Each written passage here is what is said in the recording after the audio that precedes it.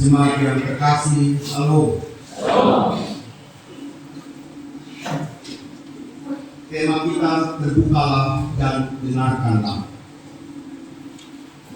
Bapak, Ibu, dan saudara-saudara yang terkasih dalam Kristus, sesuatu disebut baik apabila memenuhi fungsi dan cara kerjanya. Manusia dapat melakukannya dalam beberapa hal dengan baik, namun ada hal-hal yang memang di luar kemampuan manusia. Seharusnya kemampuan untuk mendengarkan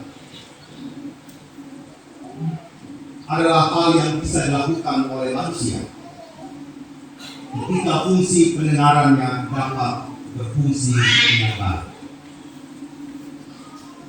Tetapi jika tidak berfungsi, ia membutuhkan alat khusus untuk mendengarkan apa yang dikatakan oleh orang lain.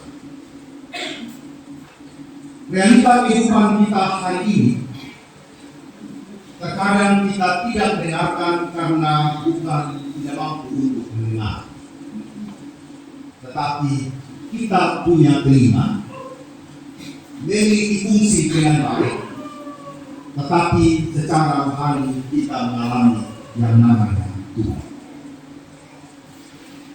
Bukan sampai di situ saja. Hari ini kita sedang mengalami apa yang namanya tuli secara pemikiran, tuli secara spiritualitas, bahwa kita tidak mampu lagi mendengarkan suara Allah. Kita tidak mampu lagi untuk mendengarkan pikiran-pikiran baik yang dinyatakan oleh firman Tuhan, sehingga terkadang kita lebih mendengarkan suara-suara yang hidup di dalam keinginan daging kita. Bapak, Ibu, dan saudara yang terkasih dalam Kristus, Yesus dalam seluruh pelayanannya terus menyingkir ke daerah Dekapolis. Orang banyak mengikuti kali mereka membawa orang yang tuli dan orang yang bisu sekaligus kepada Yesus. Benar-benar mengalami disabilitas yang double. Selain tuli, ia juga bisu. Bagi Yesus, persoalan yang dihadapi orang tuli dan bisu ini perlu diselesaikan. Tidak perlu dalam keramaian orang banyak. Ia membawa orang yang tuli dan bisu ini ke tempat yang sepi. Ia melakukan mujizat yang situ dengan meletakkan tangan itu, membuka lidahnya, dan mengatakan pemulihan bagi orang tersebut. Samaan yang Yesus lakukan terhadap orang yang tuli itu benar-benar dilakukan secara personal atau pribadi. Dia sungguh mengetahui persoalan yang dialami oleh orang tuli dan buta itu bukanlah persoalan yang mudah awalnya. Ia harus mengalami tuli dan ia harus juga mengalami kebisuan. Dia mengharapkan pertolongan dari Allah untuk segala hal yang dia gumuli sebagai seorang manusia yang sebenarnya telinga dan mulutnya itu seharusnya mampu untuk berbicara. Tetapi realitanya, sang orang tuli dan orang buta sekaligus itu tidak mampu. Seperti apa yang dialami oleh orang-orang normal. Yesus empati dengan kondisi orang itu, sehingga ia menarik nafas. Yesus ingin menjamah orang itu. Dia tidak mau orang itu hidup di dalam seluruh pergumulan yang tidak mampu diatasinya. Yesus memilih untuk menjamah orang itu dalam tuli dan dalam kebisuan. Apa yang dialami oleh orang buta dan orang tuli itu rasa-rasanya juga dialami oleh dunia hari ini. Anak-anak kita berlaku seperti orang tuli dalam rumah. mereka lebih asik dengan jeje mereka daripada mendengarkan nasihat orang tua. Suami atau istri lebih asik dengan HP mereka masing-masing, dengan keasikan mereka dan kesibukan mereka, sehingga tidak ada waktu lagi untuk mendengarkan pasangan mereka. Para pemimpin bisa juga mengalami tuli secara sosial kehidupan mereka. Seharusnya mereka mendengarkan suara rakyat yang membutuhkan pertolongan makanan dan minuman dan kebutuhan pokok.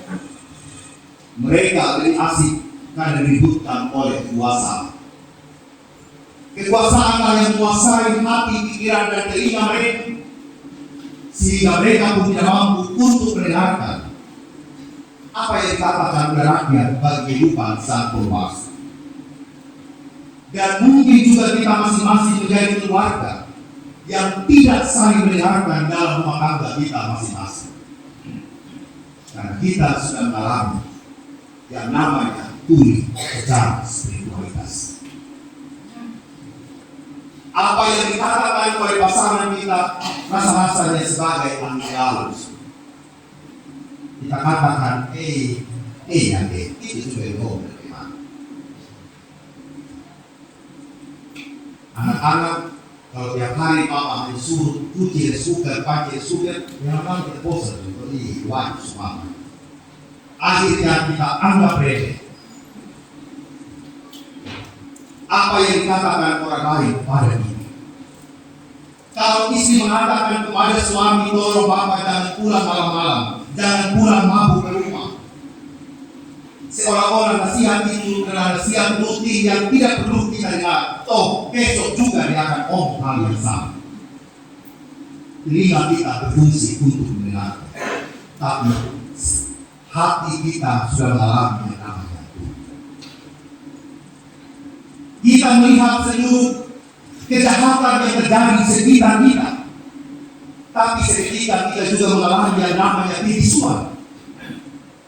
Bosan sudah omong pakai mereka, sudah mati rasa. Meskipun mulut kita berfungsi untuk berbicara firman Tuhan, tetapi ketika melihat saudara kita yang berbuat kejahatan, kita juga tidak mau omong lagi. Karena kita sudah diikat oleh masalah. Mulut kita diikat oleh ketidakpedulian.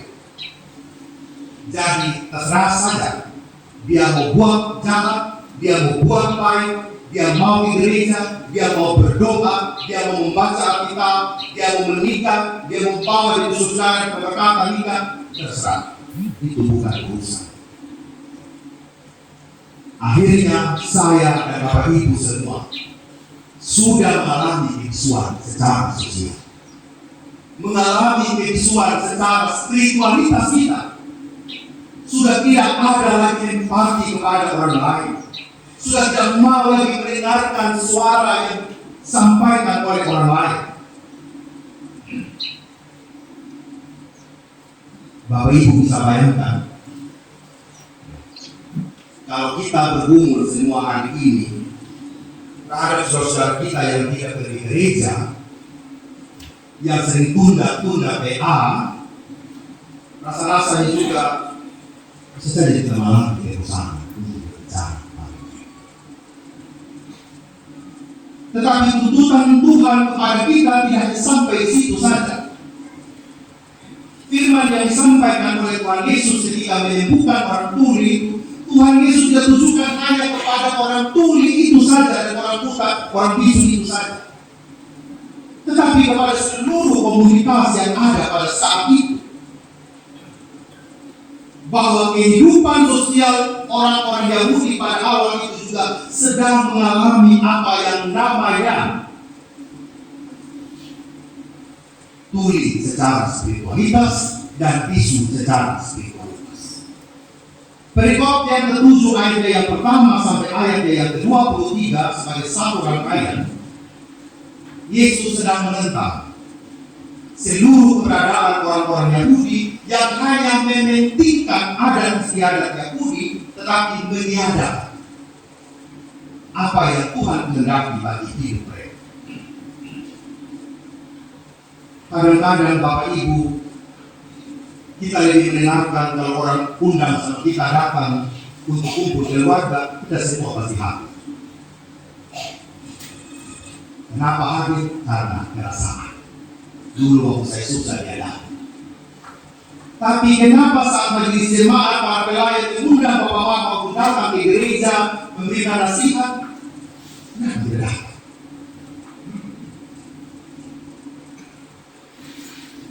Tidak usah perasaan yang kita sebagai dalam perasaan yang Tuhan sangat masih.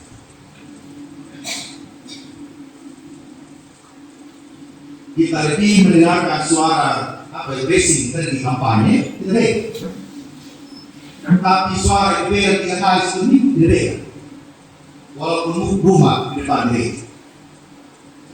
Tapi kalau bilang racing ini apa? Motor ini di nama Teresa atau kita sudah ada tempat barang kampanye apa yang dua bensin ini ya tidak. Dan sampai kita di depan tempat sebuah bensin di jemaat gereja. Dia semua datang ya, buatnya sesiap bahasanya. Itu dia tempat kampanye selalu juga pakai sekarang. Masalah apa seperti ini di rumah jemaat aman. Tapi dia sudah benar itu. Suara orang berbuka suci di Kolpesa kita dengar. Bagi kita, meskipun mau apa boleh ke depan dari dalam, itu berarti. Kita dengar, kaki mau goyang lupa itu satu bisa stasiun menyanyi karena apa? Hadir kita, pemerintah, kalau kasih pemerintah, kita berisa. Tapi BPA pemerintah rumah kita tahu juga ada BPA, tangga sudah menyanyi lagu Iman berhimpun. Kita berhimpun juga, berhimpun dengan api itu. Jadi yang tulis sebenarnya siapa Bapak? Orang yang tulis dan Islam kita semua. Kita semua sedang dalam kehidupan kami. Kita semua sedang dalam kehidupan. Bukan kehidupan saja, kita juga buta mati terhadap ini. Kadang-kadang manusia sekarang juga suka buka mata juga terhadap perjuangan orang lain. Orang lain punya anak sukses, kita mulai berbohong. Dia ada harus mau begini, bagaimana berbohong. Nah, buta mata. Orang pandai sukses, tapi kita ya buta tunggu, gitu kan ya. Tidak melihat itu Tuhan. Lihat anak-anak dapat bertumbuh dengan baik, kita juga buta. Kalau sebenarnya Tuhan yang menolong mereka anak-anak itu bertumbuh. Tapi kita tidak. Lihat anak sudah lahir, lihat rumah tangga bukan mata terbuka bahwa Tuhan menyertai kita, maka hati kita juga tidak menjadikan keluarga yang Tuhan berikan sebagai cara syukur. Anak, istri, suami yang hadir di dalam rumah tangga, kita bukan mencari mereka sebagai ucapan syukur, tetapi mencari mereka sebagai Tuhan. Itu tidak apa-apa. Kalau Bapak mati seluruh setiap hari dibutuhkan Bapak, dan bilang bukan butuh. Kalau suami dan Bapak mati setiap hari, itu butuhkan Bapak Ibu. Kalau Bapak Mama sampai menyediakan makanan sungguh-sungguh, itu butuhkan. Percaya sesaat. Tampil goreng telur dasar, kalau cengkeh, mampu di mana, ulang makan, bisa goreng telur, mana? Bapak Ibu, hal yang kecil, tetapi kita sedang tidak menggambarkan cinta Tuhan. Kita perhatikan gelar tadi, seperti hati Bapa mengampuni mengasihi tiada ampun. Cinta Tuhan begitu. Lalu kita melayani pasangan dan keluarga kita dengan hati dan spiritualitas yang Tuhan. Kira-kira bagaimana? Kalau saya limbas, saya akan mengucapkan, ini apa ini? Kira-kira Bapak sudah kita dengan sebuah ya. Aku dari balik saya tidak senyum sama sekali. Apa beda dengan luar apa? Boleh kita bilang,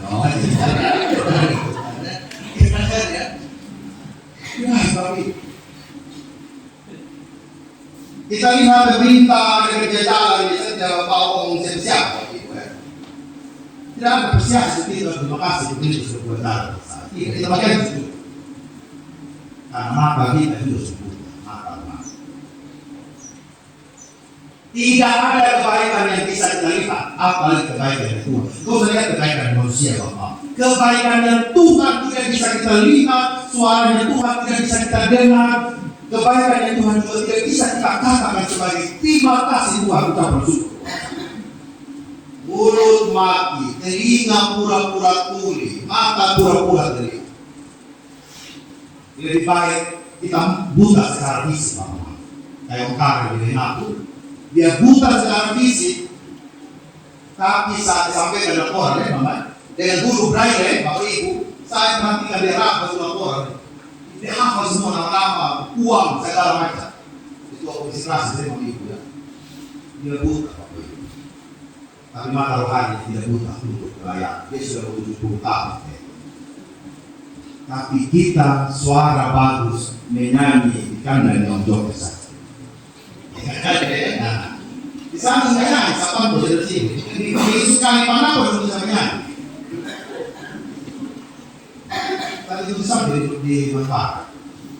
Mungkin lo pikir kita suara terlalu bagus untuk mendengarkan dengan semangat manfaat itu kan. Harus di live, tidak sebut baru orang lain dengar. Oh, manfaat.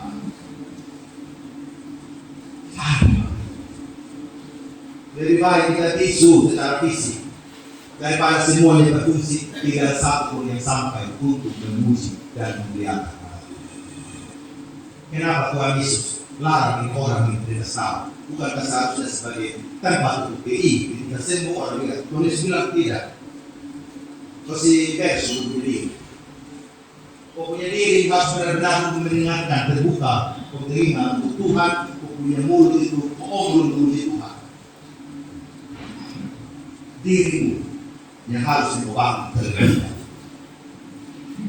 Bapak Ibu, oleh karena itu ada beberapa hal penting yang dapat kita simpulkan. Yang pertama, Yesus menyapa setiap orang secara pribadi dalam kehidupan. Yesus menyapa setiap pribadi dalam kehidupan. Papa Mama, kalau hari ini kita merasa kita sedang tuli, sedang bisu, bukalah kehidupan dengan Tuhan. Tuhan yang menolong, saya tahu, mengampuni orang lain tidak mudah. Kita lebih mendengarkan ego kita, jangan mengampuni. Tetapi hari ini bukalah telinga kita bahwa Tuhan mengampuni kita. Jika hari ini kita belum mampu untuk berkata-kata yang baik, minta Tuhan buka itu lidah. Minta Tuhan buka itu lidah rohani, agar kita benar-benar hanya memuji Tuhan. Seberapapun keluarga kita semua seolah-olah buruk dalam rumah tangga, dan sampai kita berkata-kata yang buruk, kita selalu berharap berkat buat mereka. Berkat. Saya tahu ketika kita menyekolahkan anak-anak, suami istri tidak pernah sepakat. Suaminya mau A, istrinya mau B, tapi anak-anak puji Tuhan sepakat. Berantem tiap hari, tetapi kehidupan tetap Tuhan nyatakan kepada kita. Artinya apa? Tuhan hanya meminta kita untuk melakukan keintiman dengan Allah. Bahwa sejatinya ketidakberesan dalam fisik, dalam hati, dalam pikiran kita hanya selesai kalau ada keintiman dengan Allah. Hal yang kedua, pemulihan dari Allah ketika kita mengarahkan dalam hati kita kepada Tuhan. Yesus mendengar ke atas, dan dia tahu hanya Tuhan saja yang mampu menyelesaikan. Hanya Tuhan yang mampu menyelesaikan tuli dan bisu orang itu. Maka Yesus pun mendengar ke atas. Bapak Ibu, kalau sedang tuli dan bisu, kalau belum tahu apa yang kita mau lakukan dari masalah-masalah kita, jangan lihat ke kiri dan ke kanan. Fokus satu di atas. Amin.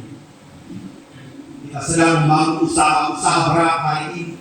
Bisnis kita tidak mudah hari ini. Usaha kita di rumah tangga tidak mudah hari ini. Stop dulu dengan kiri dan kanan. Lihat di atas. Karena kiri kanan ini suaranya ribut, membuat kita lebih dengar Dia daripada mendengar Dia yang kita dengar Dia. Yesus memanggil kepada Dia tidak mau mendengarkan suara siapa. Dia hanya mau mendengarkan suara. Hal yang ketiga, bangunlah komitmen yang dimulai dari diri sendiri. Tuhan Yesus tidak mau mencari kepopuleran. Itu pun yang Dia ajak pada orang itu. Pemulihan yang engkau rasakan bukan untuk mencari engkau populer.